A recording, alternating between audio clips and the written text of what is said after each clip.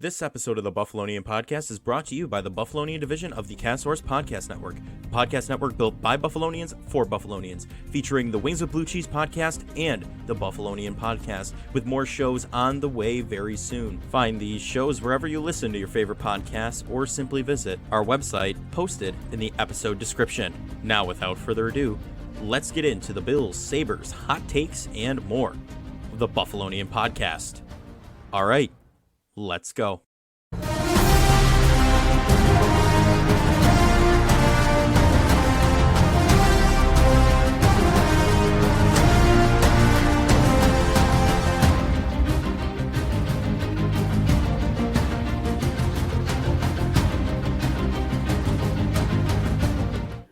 We are back with the Buffalonian Podcast.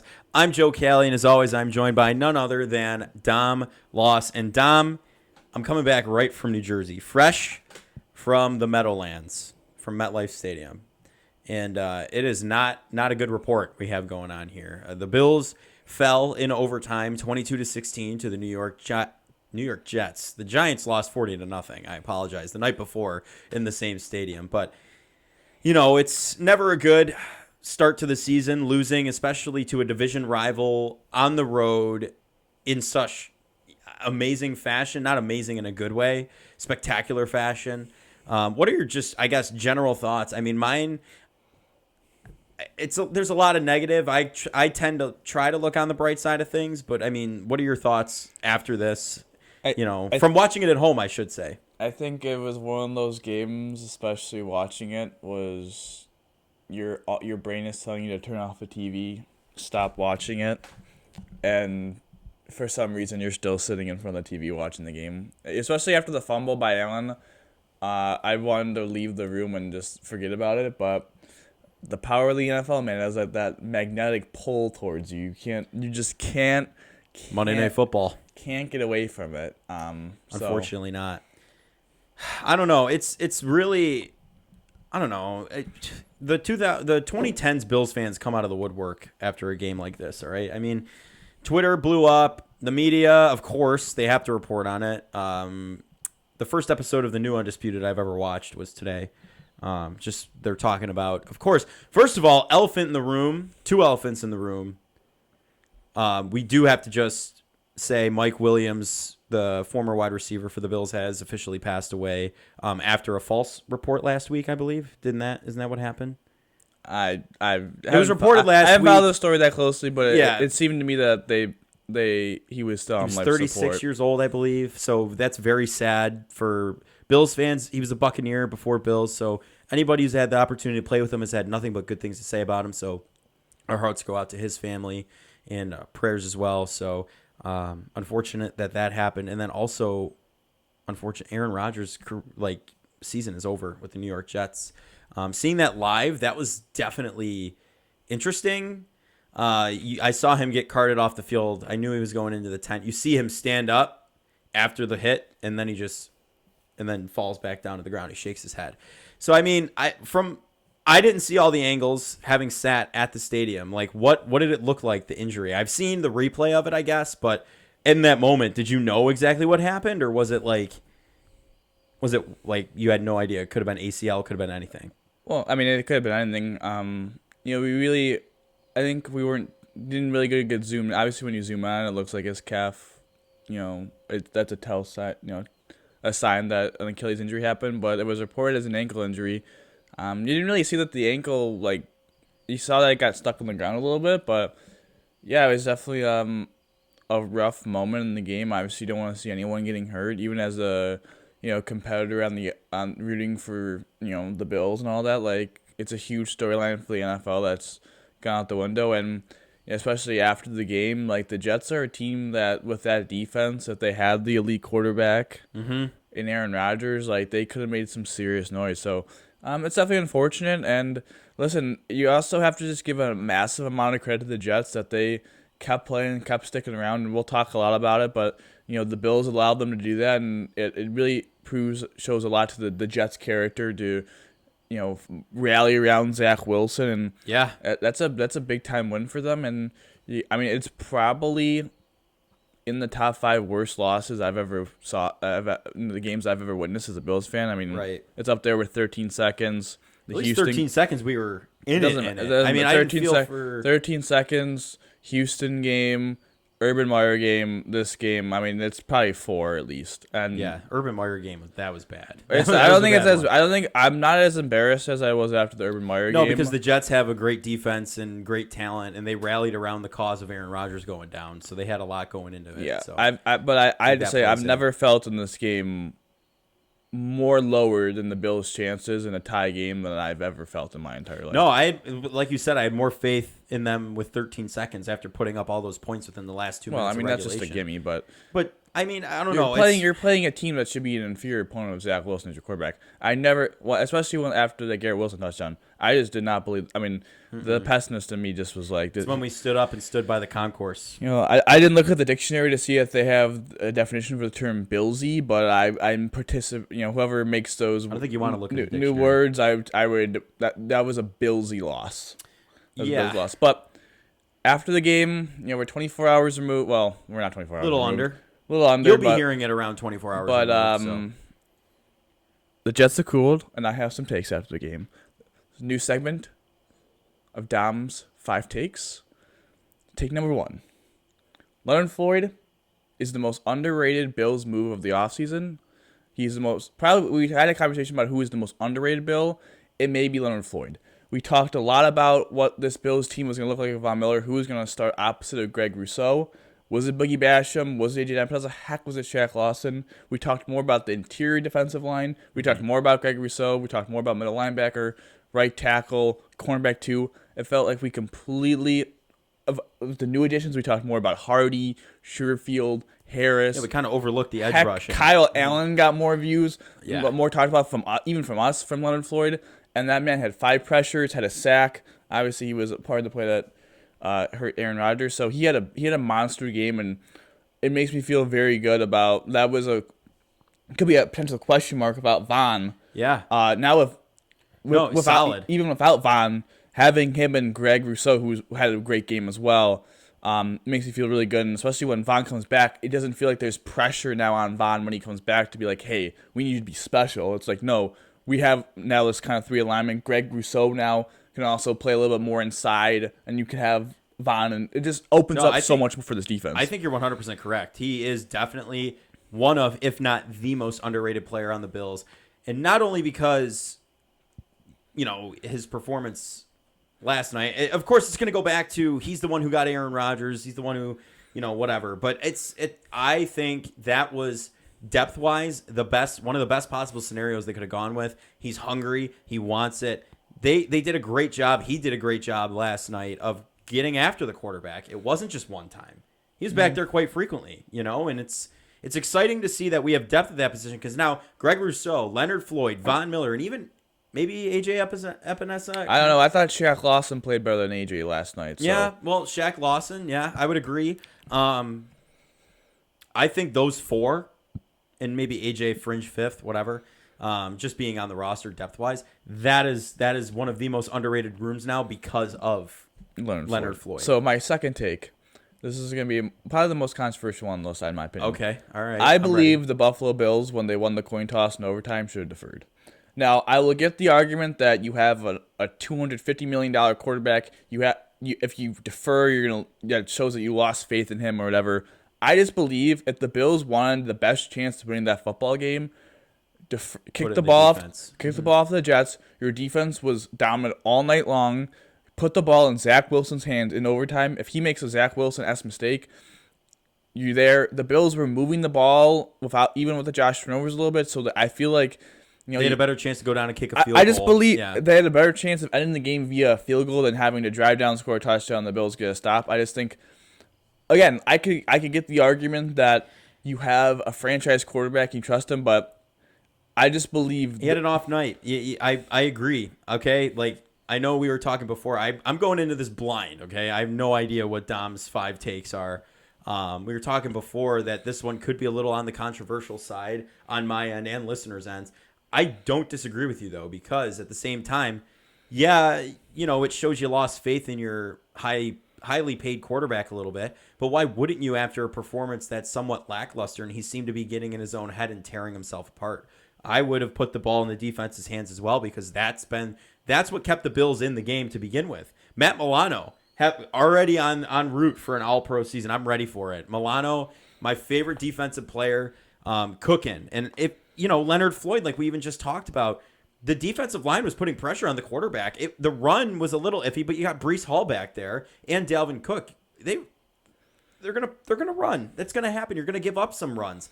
I agree with you. I think the best situation could have been to put the ball in the hands of the defense and really just have them hammer them down, punt, and get in field goal position and kick the game-winning field goal. When you have Tyler Bass just made a 50-yarder, I mean, barely. It was a dunk, but listen, he won it. Listen, he's dependable, and I just believe that the Bills, I think that was the best chance for the Bills to win the game if they deferred. My third take. Is that more of a hindsight thing? You think you would have said that in I the moment? said that in the moment. You said it in the moment? Okay. I said that All in the right. moment, yes. I wasn't thinking that in the moment, but that's more of a hindsight thing for me, but I appreciate that. That's a good thought. I like it. I just...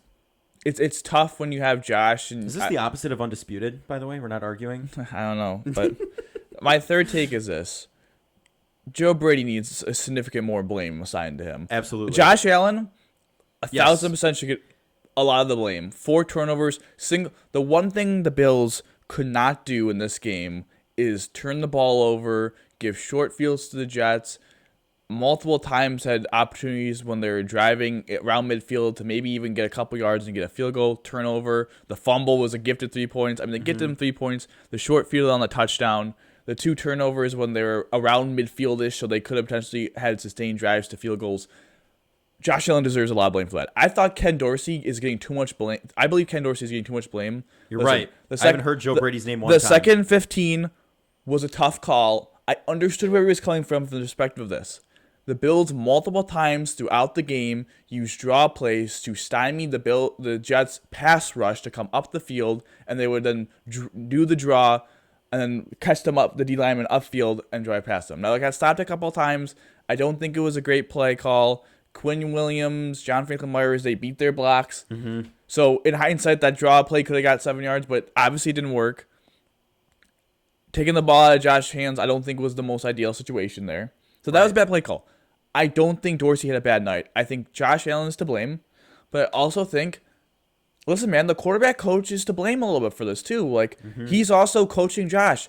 He's the one in Josh's ear on the sidelines for the most part. I mean, Ken Dorsey is up top calling plays. I know you could call down, but Joe Brady, I think, deserves a lot more blame than he's getting because no one really seems to talk about him. But you are the quarterback's coach, and even Kyle Allen in the preseason was a little sloppy with the football. Matt Barkley had 3 interceptions in the preseason. Yeah. Like every quarterback had a stint of being sloppy. All the quarterbacks have been incredibly sloppy in game action, and eventually that has to fall back on the position coach, in my opinion. I agree. This is another one. I'm going to say I agree to pretty much everything here because I think you do have a solid analysis so far, unless something really jarring comes up. But Joe Brady definitely deserves more blame. You're right. Ken Dorsey is getting a lot of the blame, and I've heard a lot of people talking about Brian Daboll. If we had Daboll as our OC, this stuff wouldn't be happening. Daboll liked to get a little cute too sometimes with certain things. Like I'm not sitting here saying Dorsey's perfect. Like absolutely not. He's a year 2 play caller. He's still learning a little bit. He's getting figured out. McDermott also calling the defensive plays for the first time in a while since Frazier's out. That's kind of off the mark there. But I think Joe Brady does deserve part of the blame because you're right. We saw Barkley really struggle sometimes in the preseason, be very sloppy. Kyle Allen struggled, was very sloppy. And Josh Allen last night, that fumble, I mean, should have just fallen on it. Why pick it up and try? I get it, hero ball, okay. Why do that, though? Why not run the 20 yards on that first interception, but heave it downfield 60 yards? In the third down punt thing, we were talking about this before the show, but that's ridiculous. Joe Brady does deserve part of the blame because Ken Dorsey was the quarterback coach before him, and Josh was a lot cleaner. He's still, he's 84 turnovers in his career. Is that where he's at now? Yeah. He's still, turnovers, but there was a lot more payoff. But Joe Brady, I don't know. I do agree he deserves some of the blame for this, and he's being left out of a lot of conversations, which I've noticed quite frequently. My fourth take is Josh Allen is the reason the Bills lost the game, but the most concerning performance from the game is Jordan Poyer's because he looked washed. And I'm willing to be like, it's one game, it's week one. He looked bad on that big run against Jalen Warren in the preseason. And there was the Brees Hall run was bad. The other Brees Hall one that run for 26 yards should have been easily bottled up. Yeah. He doesn't make the play. And also late in the game when the Can we just talk about Benford flying up on that first one though? But later in the game too, Alan Lazard makes a catch and Poyer whiffs on him and he gets an extra 10 yards. Benford made a nice play. I will say this about Benford very quickly, but we'll get into Benford. Mm-hmm. That play will be the most underrated play of the season. Yeah. Because that should have been a game-winning play. Will never get the credit it deserves. Nope. Yeah. Because that was pure hustle. But going back to Poyer, Mm-hmm. it's a brutal game on his end. Hyde looked amazing. I thought Micah Hyde played a very good game. I am incredibly concerned about Poyer because he did not look good in the preseason. Didn't look good week one. This is a guy that's a warrior. He's done so much for his franchise. I got to start believing that the injuries and him playing through the MCL and the elbow maybe have caught up to him. And Taylor Rapp, I don't think looked very good last night. They healthy scratched Damar Hamlin. I would be shocked if they start putting someone else in for a spot, but it was definitely a concerning performance that I believe Josh will improve, and this is just a very low for Josh. I'm concerned of Jordan Poyer's performance now. Okay, I can understand that. This is I'm agreeing with you, but I'm also gonna offer a little bit. I'm more on the side of okay. It was week one. You're right. He was kind of rusty in the preseason. Looked a little rusty. Didn't. I think by the end of a couple weeks or whatever, by next week, you might see a different Jordan Poyer. I think him and Hyde are going to be a little more coherent. Hyde was. You're right. I mean, he played very well. I have no complaints about him, but Poyer did get cooked on a couple plays, and I think this might be a reality check at this point. Like, same with Allen. I think it's a quote unquote reality check. You were humbled.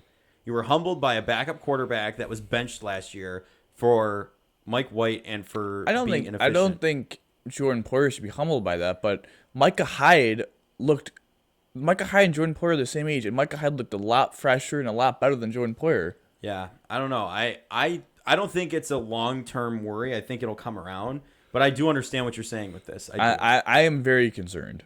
I'm incredibly concerned because at some point he's 32, battle through injuries. Eventually, it catches up to you, and it may have, and that's a serious concern. And I like Jordan Poyer. I think he's a fantastic player, but it's definitely something where if that continues to happen, I don't know what the Bills are going to really do, but so that's something to look at. And my fifth take is this: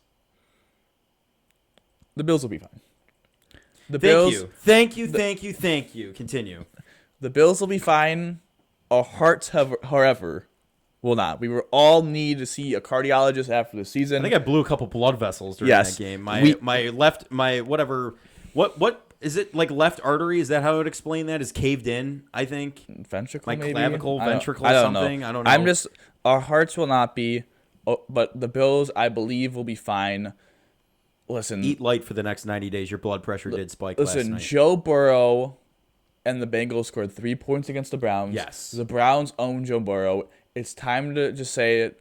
The Jets defense owns Josh Allen. Robert Saleh had Allen's number for the past few years. And they're only going to see him one more time. Maybe two. They're not. Well, okay. Guaranteed one more time. Guaranteed once, maybe twice. The Raiders defense next week is not very good. No. Other than we'll talk about the matchup, but I think Max Crosby versus Spencer Brown will be huge. But I think this is a get right game. The Josh Allen will be fine. This defense looked really good. I know it was against Zach Wilson. It only goes up from here. And am I concerned with the defense that their run defense was a little lackadaisical? Absolutely. The tackling needs to improve. Mm-hmm. They were misaligned on that big run. Terrell Bernard, I think, it showed that he was. He just looks like a safety. I don't know what they're going to do with that, especially I don't either. But it was also his first game. I don't think he played in the preseason at all. So you're right, but again, he was getting pancaked. He was not shedding blocks in the run defense. That concerns me. But the Bills are a team that are built to play the pass. Mm-hmm. Like Trey Wright, not a great run defensive corner. Christian Benford, I think, is. Terry Johnson is. The safeties are more of a pass coverage safeties. You have more pass coverage linebackers because both Milano and Terrell Bernard are converted safeties. So, they are more pass coverage. Right. Hence Milano picking off Zach Wilson last night. Hence Milano looking very good. So, yeah, those are my takes. I'm going to comment on that last one hard here because Oh my God. The faith is gone after a week 1 loss to a divisional rival who's had the number of Josh Allen for the past few years. Robert Saleh, defensive-minded head coach. Defensive-minded head coach with a powerful Jets defense, powerful secondary, powerful line, linebackers too.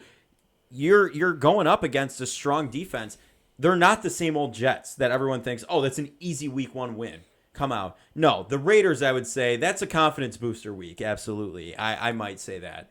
But they're going to be absolutely fine. Keep the faith. People are already saying the Bills aren't making the playoffs. Like, I've seen that on Twitter circulating from Bills fans. I'm like, are we really, really going down that path right now? Because believe me, I was there. I was literally there, and my mind is not even close to that yet. And I get it. People who have been around and seen them lose 4 Super Bowls in a row in the 90s are only here to see them win a Super Bowl. Trust the process. Have the faith. Keep the faith. Mount up and just keep it going. Because the last thing you need to do is completely give up on them. Because trust me, I was at that stadium last night. It is not fun to not be around a crowd of Bills Mafia. So the next thing I want to do is I want to briefly break down Josh Allen's 4 turnovers. Okay, I like that. I want to do that as well. They're the reason the Jets won. All credit to the Jets. I said it before, they played very hard. The Bills lost this game more than the Jets won the game, but the Jets put themselves in position to win the game by forcing the Bills to just absolutely just vomit on themselves. Just purely. No, Bills played themselves pretty much. Purely throw up on themselves. So, first interception was the running one. On 3rd and 8. He rolled out to the left, ran up to about the line of scrimmage, and then hucked it all the way down the field, even though he had 20 yards of ground clearance with no linebacker in sight to run and get out of bounds and get the first down. Frustration with this. It's a 3-0 game. Also, the Jets, I believe, had 13 points off turnovers, if I'm not mistaken. Let me just double check that real fast. Not counting the punt return, the fumble they kicked a field goal on, the interception they scored a touchdown on. 13 points, because the only time they didn't get points off turnovers was the opening drive in the second half of the field goal. Okay. First interception, 3rd and 8. You gotta run for the first down. You're at your own 31. Right. You have an ability to continue the drive. If you get the first down, you're in your own 40-yard line ish. You're now driving, and you're gonna have a sustained drive against a team that literally you're winning 3-0. They just had a very poor drive of Zach Wilson. Zach Wilson is in the game at this point. You're winning 3-0. You really have an opportunity to potentially have momentum is kind of going your way. Big time drive. Terrible. Next play after the interception is the long run, and they get a field goal. 3-3 game. Now you're up 13-3 at the half. So they only had one this is big. They only had one turnover in the first half. And it was that punt. Terrible play. You could run it out of an arm punt. I'm going to look at that more of a negative point of view because that was a first down. That has to be a first down. That play had no chance to draw a DPI, no chance for the receiver to make a play on the... I mean, the receiver actually made a pretty decent play, but there was really no true chance for him to break up that one. Just a horrific decision. The interception then... So, the Jets kick a field goal and make it a 7-point game. First drive of the second half for the Bills is the interception. I believe it was to Stephon Diggs, if I'm not mistaken, on the D play. Yes. So 2nd and 13. He tried to make a defensive play as well. So you are in Jets territory. You're at the Jets 41. Yep. You have a good kicker. Right. You need to just throw the ball away. Because if you throw the ball away, you're 3rd and 12. Just run a little 5-yard play or whatever. You're going to get yourself field goal range. Bass, you trust Bass in 50+. If he makes it, you're back up by 10, back up by 2 scores. 2 scores is such a big... 10 points just seemed like such a big thing to... That was the mark. They were up by 10. Not at that point. Not at that point. It was 13-6 at the point. But just a horrific decision with the football. I know Quinn Williams is coming right at him. No one is really open on the play.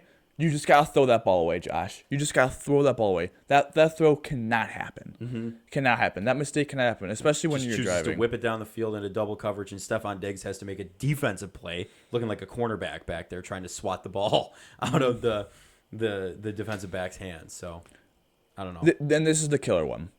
Yeah. 3rd and 2. You're at your own 43. You're still up 13-6. You are now under 10 minutes to go in the fourth quarter.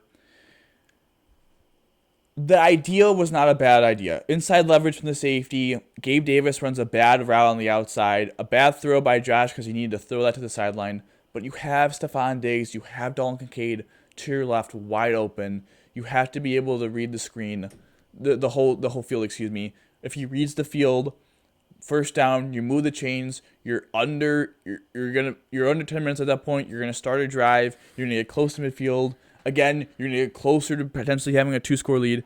No, you throw an interception. Your defense is now in a short field. The Jets are able to capitalize, just only needing to get 57 yards for that touchdown to Garrett Wilson. All of a sudden, you're in a tie ball game. Yeah.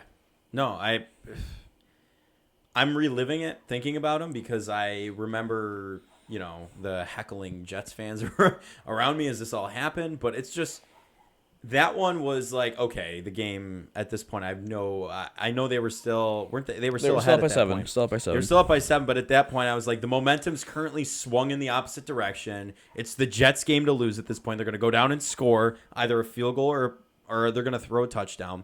And Zach Wilson was putting together in the running game. I mean, that took a lot of pressure off of him. And having Dalvin Cook, having Breece Hall, like that's dangerous. And to throw a ball like that, like all three of those, first of all, you gave Whitehead his incentive in his first game to get an extra $250,000 bonus on his contract. And second of all, it's just, I don't know, like I feel like we were saying how positive we should be still, right? Like we were literally just talking about this, how positive we should be.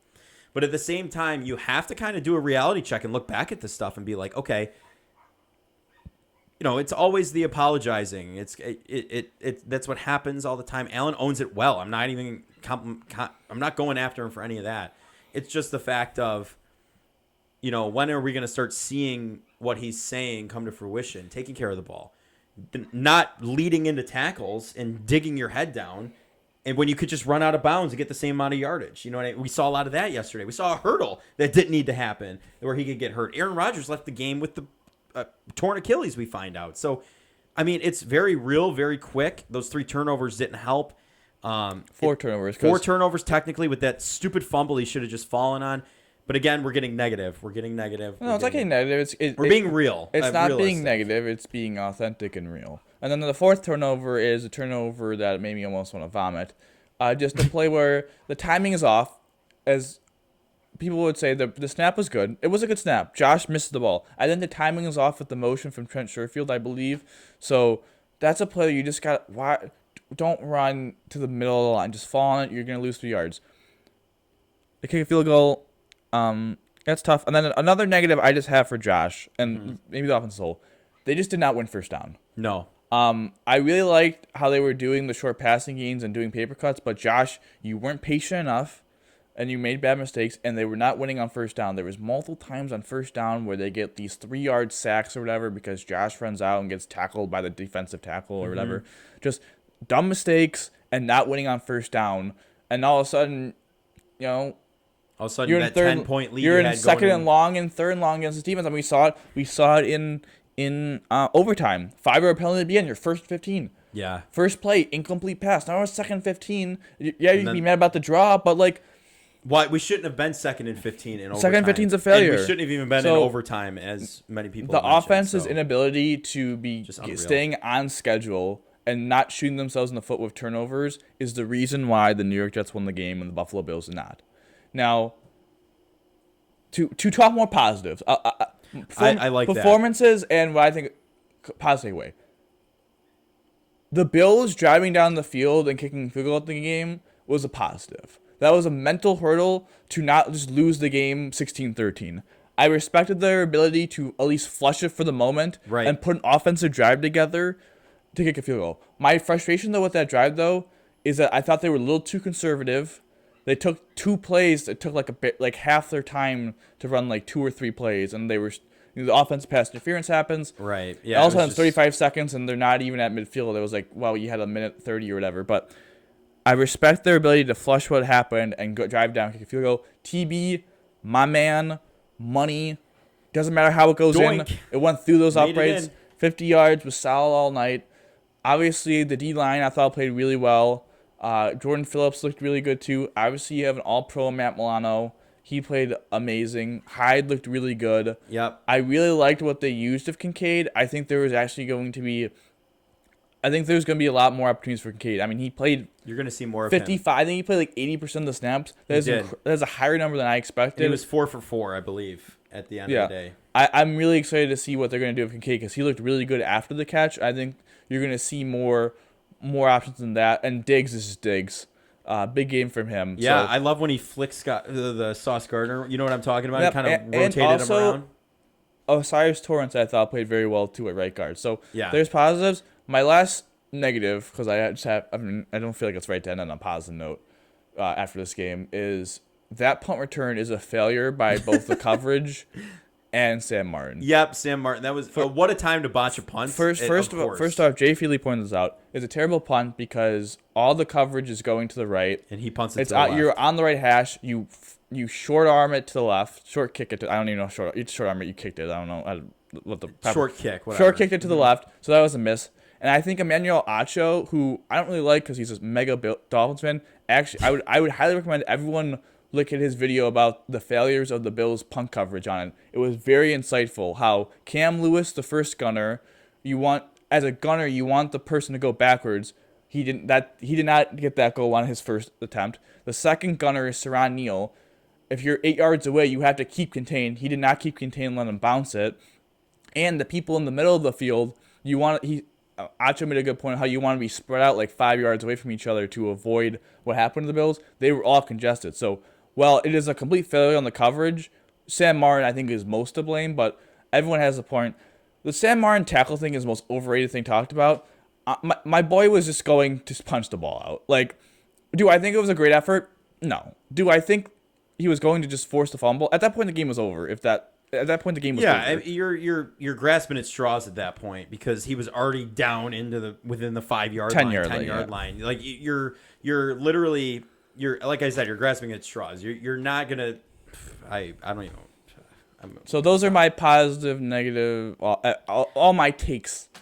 Yes, I did on to the Dom 5. Yeah, the Dom 5. I truthfully don't think it's anything to be horribly worried about. Yes, it was atrocious. It was egregious. I'm not going to sit here and say that Allen is not at fault for anything, or the defense was a lot of the reason they hung around for what they did, and that's a big positive coming out of it. And the offense, a lot of it's negative. So truthfully, Kincaid's a bright spot, absolutely.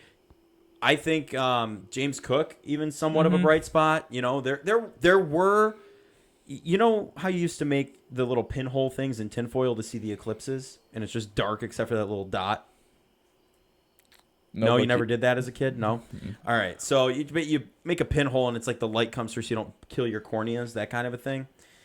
Basically, it was that pinhole of brightness in the vast majority of darkness on the offense. But I think they'll bounce back. I'm not sitting here saying that they're not going to come back. Allen will have a great week next week. You heard it here first. I think the offense will cook next week for sure.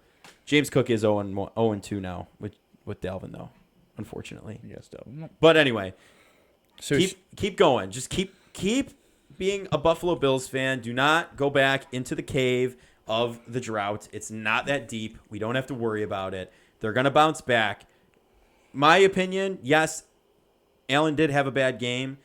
And a lot of people's opinions will hear, if Josh Allen is on this team always has a chance to go the distance. And I think he will work on cleaning it up. I think we'll see more of that after this game. I think it was a reality check. And I think you got to keep the faith and just stay supportive. That's all I have to say. Stay positive. There's no need to just get real negative with all of this. Yes, there are a lot of negatives that we have just talked about, but stay positive. Stay hungry. We got it. I have good vibes feeling for the rest of the season. I'm not going to lie to you. So it's a divisional opponent. That's just what happens. Sorry. Go ahead. Should we talk fantasy football and picks? Yeah. I mean, So I'll bring up my week. Your week is a little 8 crazy. Teams. Mm-hmm. So I fortunately went 1-0 in both leagues, beating my brother in one league, and then in our punishment league with our friends, took a fat dub. Tony P coming through with me over Darren Waller was up by one little under 2 points going into Sunday football. I had Tony Pollard. My cousin had Darren Waller. Obviously, Tony Pollard had a big game and got me the dub. But then I was fortunate to say I'm playing Josh Allen against my brother this past week, and Mm-hmm. he had a bad. Josh only had 9 points, so that helped me get a dub in that league. I do now have to say in my punishment league I am playing Josh Allen this week, so back-to-back weeks is playing Josh Allen, but this week I will be rooting for him to score 50 points. Yeah. Just No, you because have to. just because my brother's team sucks otherwise. So I still think I will be able to get a win.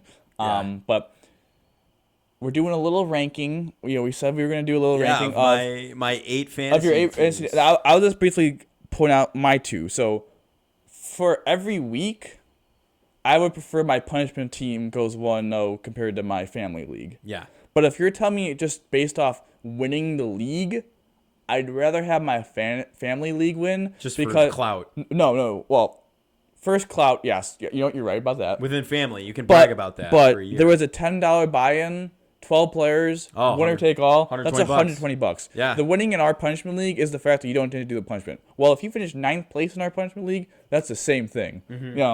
1 to 9. As long as you're not dead Yeah, last, yeah. you don't So have nothing I want to win the family league, but I would preferably make sure every week I stay at least one above the last place person in our punishment league, which Yeah. happens to be tied with you right now and the producer. So Yeah, right. Yeah. Unfortunately, Joe Burrow is going to be sending me to do my punishment in that league. It kind of varies for me. So like I said, I'm in 8 fantasy football leagues, which might sound like a crazy number. People are in a lot more. I want to try best ball. Have you ever heard that? Just a quick sidebar here. I heard it. Kind of I heard makes of the D&T team for you. You pick oh. the team, and then it moves it for you. Like it's CPU based. So I know people who have like 120 best ball teams. They just draft and then they just let it go and see what happens. So I couldn't do that. I mean, I feel like that'd be interesting to try once. I kind of like the fact that you make the roster moves yourself. It's more of a gamble. But anyway, going to my 8 teams, we'll go bottom up. So I have a bunch of fun leagues, right? Family, friends from different sides of the family. It's just in my cousins. It's all just for fun. It's all just for fun at 7 and 8. Yeah, it's nice to win those, absolutely. But if we're talking compared to these other ones, no, because it's just I don't know.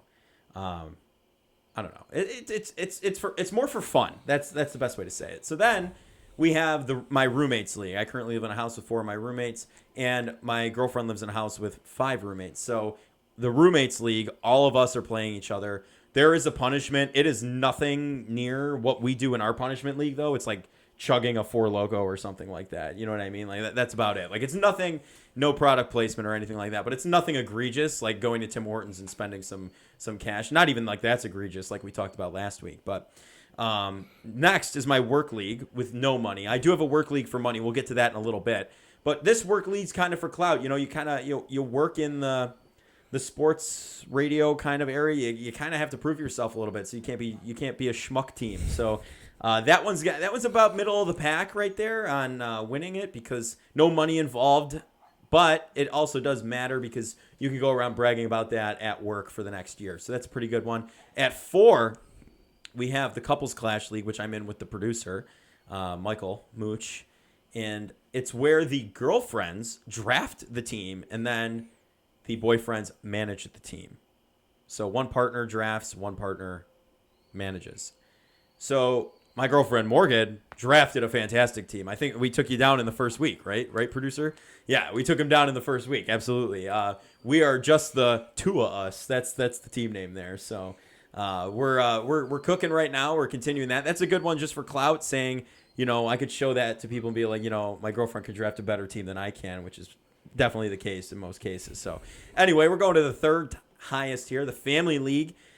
This is my dad's side of the family, Conti's League, it's called. We've had this going for years. I first took over, and my one team was a Tom Brady, Rob Gronkowski stack. And I was second in the league that year. I ended up losing in the championship, unfortunately. But you do get a nice big trophy with your name engraved on it. So you have to do it. That one, the trophy itself is that's a family bragging right. You get to take it home. It's got your name on it. It's engraved in history. So the trophy, definitely. Then the work league for money at number 2. $60 buy-in, and there are 10 of us. And it's winner take all. $600 payout if that comes out. That's a month of rent for me. That's big. That is big. But not nearly as big as the Punishment League. Because, oh boy, do I not want to go and have to deal with this. We talked about the punishment that we chose last week. It's going to Tim Hortons. The number of Tim Hortons you have to go to are the number of losses you attained on the season. So 10 losses, 10 Tim Hortons. You have to start a pay it forward line and pay for the person's order behind you in the drive-thru. So could be a coffee, it could be a $30, $40 bill. You do have to buy something for yourself every time you go through in order to go through the drive-thru. It could be a $40 bill at minimum. It could be $100 maximum. That's kind of where I'm having it, $80 to $100 max. So again, nothing absolutely egregious. Again, let us know what you think about that, and if that's something that you would do with your friends, if that gives you the idea. It's all interesting, but that one I do not want to do that. And again, that is do nothing but not come in last. You have to come in 9th, 8th, 7th, 6th, 5th, 4th, or 3rd, 2nd, or 1st. You have to. You cannot come in 10th, and that's all you have to do. I would be content coming in 9th place and just not having to do it like that. But still, top priority not to come in last place in that league. Yes, I probably would have, if I could do a 1A, 1B, it would be the money league, the work money league in that, because there's some serious money on that. So, but anyway, those are my 8 fantasy football leagues. I'll keep you updated on those throughout the season. Can you give us what is your record? Okay, let me pull out the records here. All right, because as you're pulling out the record, just come up. I have one quick sidebar. Okay. So, as many of you probably don't know, my brother, grandma, and I are in a family league with about 50 other individuals. There's a significant buy-in for money. Last year, and every year, you pick the games. The only games you don't pick are the games the games that are not non-Sunday and Monday games. So if a game is on Saturday, a game is on Thursday, we don't pick them. Obviously, if you're on your bye, you don't have the game picked. Last year, we had the great honor of finishing first place in this league by 2 games. The producer is on another team that finished significantly lower than us in the standings. But he won't let me talk about the details about that. But we did win the league, which was very exciting because my brother and I and grandma usually don't do too hot in the league sometimes, even though we do so much football stuff. That was a great honor. Week 1, the results came in, and we did it solid. We went 10-5. Really good week. I went 11-5 personally because I did pick the Lions on Thursday night, but that doesn't count in the league. We finished tied for first in the league, with 10 wins. And the system is, first, second, third, and fourth place each week get a certain, amount of money. Unfortunately, we did not finish in the top 4 in the tiebreaker. So every week you say how many total yards between the 2 teams on Monday Night Football are. This week was obviously the Bills-Jets game. Week 18, the last week, obviously since there's no Monday night game, we just do whatever game the Bills play in week 18. So with the Bills-Jets, even though the game went into overtime, had a 6:03 tiebreaker, and unfortunately we went a little high with the 7:50 tiebreaker, and the guy who finished in first had a pretty low tiebreaker close to it, and the guy who finished in fourth, I believe's tiebreaker was 7:13. So we were 37 yards off from winning money. It's heartbreaking. I am incredibly saddened by that. We did, however, pick the Browns over Bengals correctly and the Packers over Bears. Very proud of those 2 picks. We lost the Dolphins game. I don't want to talk about that choke job. Somehow the Rams beat the Seahawks. Don't even want to discuss that. That was incredibly sad. We did go. Unfortunately, honestly, we lost because we lost the Monday night game because we hit the Bills. We went 7-1 in the 1:00 games, which is elite. Yeah, pretty good. Only loss is the Vikings lost to the Bucks. We unfortunately though went 2-3 in the 4:00 hour because we lost the Dolphins game, the Rams game, and the Raiders game. 0-3 there. So overall solid week. We were going, but as Josh says, we're going to improve. We're going to think about our process, maybe pick some more upsets. But overall solid week. So now, did that give you enough time to look at your 8 leagues? Plenty of time. Thank you. And nice filibuster for me. I should run for Senate. Yes, there you go. Yeah, right. Like McCarthy, right? Just sit there and talk. Anyway, I personally, here's how it goes. So right now, out of the 8 teams, 5 of them are 1-0. 3 of them are 0-1, and you know why? Because I assume you didn't win tie. I had Joe Burrow and Josh Allen as the quarterback.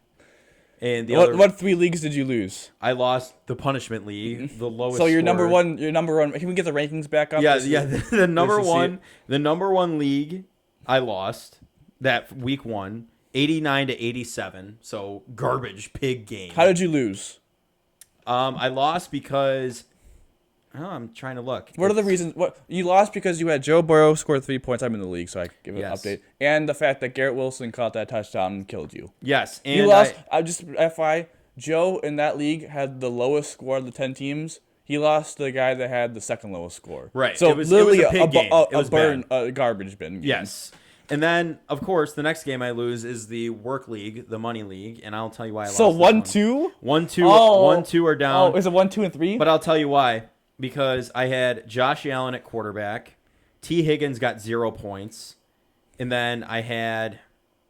That's really it. I mean, I didn't have anybody go crazy. How much did you lose by? I lost 105 to 95. So only by 10 points. So nothing too crazy. So if T. Higgins... If I had Josh Allen have a normal game, I would have You probably should have won. Yeah. I was projected to win by like 10 points, and then everything went south. So then, the next game I lost, let's see, was just it's the roommates league. I lost 1 2, and 6. Yeah, 110 to 99, and I lost because I had Josh Allen at quarterback again. And then what else happened? I shouldn't have lost this one. Yeah, I had Josh Jacobs as a running back, only got 9 points. And I'm trying to think. So I can't see that one. I can't go back now. That's all right. Yeah. So you went 4-3 with the teams that you drafted. Want to know what the teams Morgan drafted? Want to know what the teams Morgan drafted? Yep. And then 5-3 is a solid week. 5-3 is a solid It's just kind of week. unfortunate though that you lost 2 leagues that you don't want to lose. Well, I do want to highlight this real quick if I can. The 2 leagues I'm in where I won on Sleeper. I have 5 on ESPN or 6 on ESPN and 2 on Sleeper. So on Sleeper, I won with Joe Burrow only getting me 3.18 points because I had Stephon Diggs get 29, Brandon Ayuk get 35, and the Eagles defense get 15 in this one. And then in the next one, Joe Burrow got 3.18 points again. Justin Jefferson got 24. Garrett Wilson got 14. Connor got 12 from Arizona. Brandon Ayuk got 32. And then the Cowboys defense comes in hot with 40 points. 40 points on defense. And, so these leagues I was projected to lose by a large margin after Joe Burrow went to 3 points. But I had a lot of skill players come in the defense save the day for me. So, 5-3 again, 4-3 really of teams I drafted. Not too shabby. I'm plus 500 over the start. So we'll keep track. Listen, I won a league co-managing with my brother the first year we played. We drafted Peyton Manning 4th overall. It was the year in 2013.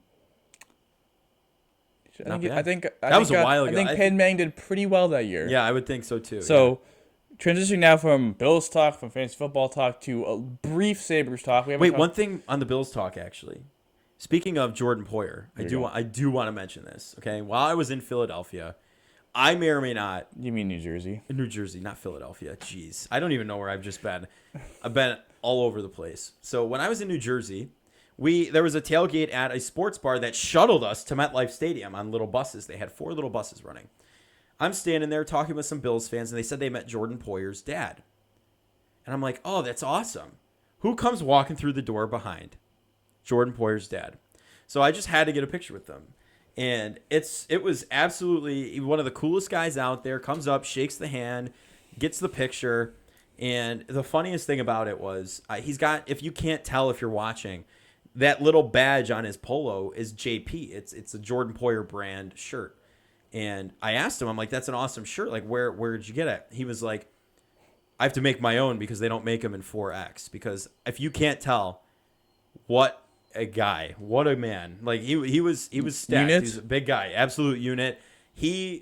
I did a little digging on him, and he is not Jordan Poyer's biological father, his technical stepfather, but he stepped in and raised him and, got that competitive edge to him and made him the athlete he is today, baseball, football, all of that. So it was great to meet that guy. I appreciate you saying this story after we crapped on him. I know. But still, I had to. I mean, No, I respect it. It was a cool meeting, and I have another meeting story I technically. mean, we just meet. I mean, Alex Tuck's mom. Now, Alex Tuck's mom, Jordan Poyer's dad. I'm meeting the parents, right? yeah, Like that's just what's he's happening. part of the parental Pagula. Well, not even Pagula Sports Entertainment because I got yanked. But Yeah, transitioning now to Sabres talk very briefly. there'll So be another meeting story. with before Sabres we talk, talk about the main thing, which is Rasmus Dahlin's potential contract, that's very rumored. I do want to briefly say that the Prospects Challenge is this Coming up. Friday, this weekend. Very entertaining, very good roster. Matt Savoy will be there. Zach Benson will be there. Yuri Kulik will be there. Ryan Johnson will be there. No Levi. not a prospect. It seems no Lucas Ruzek, so that seems to me that they don't view him as a prospect, but as a guy fighting for the spot. Right. Interesting to see that Kulik is there, because what does that really view him as? I just want to double check before I say this out loud, because I have the picture of the roster in front of me. Isaac Rosine is also there. Okay. So it seems to me that they still maybe view Kulik and Rosine more as roster player, not roster players, but more as prospects Prospect players, than yeah. pure. But they still doesn't mean that they can't compete for a spot. So I think that is very cool. Shows the amount of NHL talent that the Sabres have coming up in their prospect ranks, and I think it's a cool opportunity for if anyone wants to go to those games. Yeah, should be really well, fun. I will tell you what I've come to learn about the Sabres, having I was into them more as a kid when I played hockey, really fell out of it for a while because they were so bad. Since starting the podcast, getting really into them, going to games, with you guys, it's been really, really awesome. There's a sense of fear with the Bills, right? Sense of, I don't know, uneasiness with the Bills.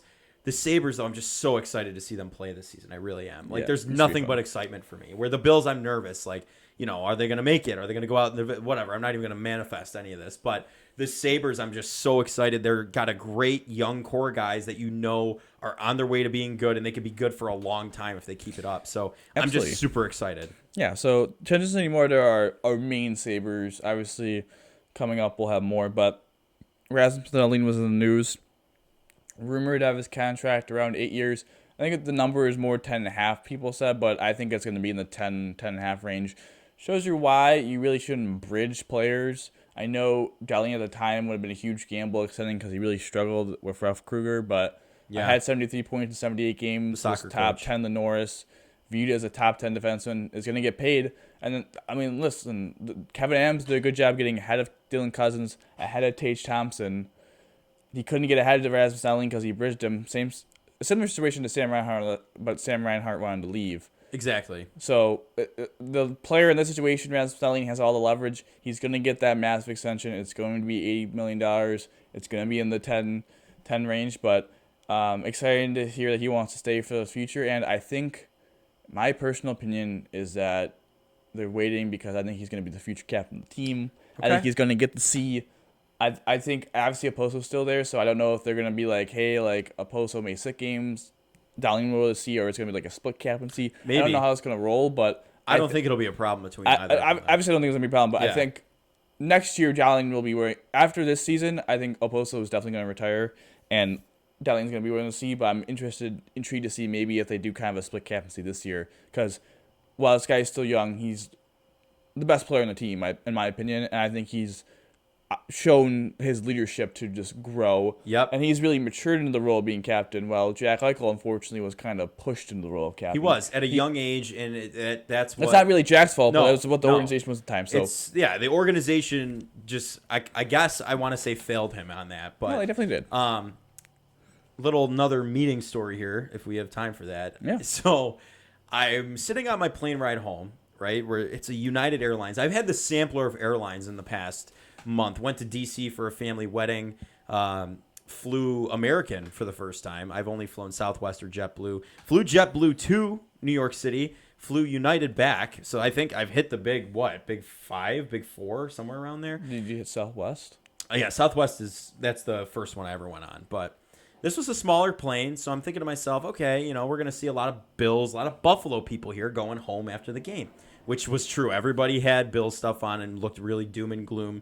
And there were a couple Jets fans just talking to Bills fans like, Josh will bounce back. I heard one guy saying all this stuff, even Jets fans saying it. So camaraderie at an all-time high going back to Buffalo. Anyway, I sit down. I'm next to a stranger, actually, funnily enough, just another, Bills fan, whatever. And I'm the only one who seemed to notice this. My parents are on the aisle. They're across from me. They're next to me technically, but across the aisle. There's this kid who looks like he's my age, looks very familiar. I'm trying to put my foot on exactly who he is. Takes his backpack off. He looks like, I kind of like look at him, kind of make eye contact. I like nod. He like nods like hello. And then he puts his bag up and he's like lifting it because I had a backpack. So I used my under the seat, whatever, as like a carry-on. There was no room in his overhead compartment, so he came back and used mine. As he's lifting it, I see a little wolf on the front, and I see D. Levi on the bag. And I'm like, no way is this Devin Levi. Of course, he asked for a bottle of water, too, for the hostess. He's got to go sit and get hydrated. He's getting ready. So he's sitting a couple rows up from me. Like, he's walking back. He knew. I knew, but I didn't know, like, who it was. I put my foot on it. I lean over to my mom and my stepdad over on the other side. I'm like, that's Devin Levi. And they're like, no way he's on this flight. And I'm like, the Sabres a lot of the guys were at the game last night. There's an absolute possibility. And then I pulled up a picture and they're like, oh my God, what an observance on your end there to see that. And then, we're going down the escalator, down the baggage claim at the end of the, at the end of the flight. And there's a guy in a tuxedo and he's got D. Levi written on a whiteboard. And I'm like, yep, I knew it. I was like, that's Devin Levi. Attempted to maybe ask for a picture. Not attempted, but like was going to try to.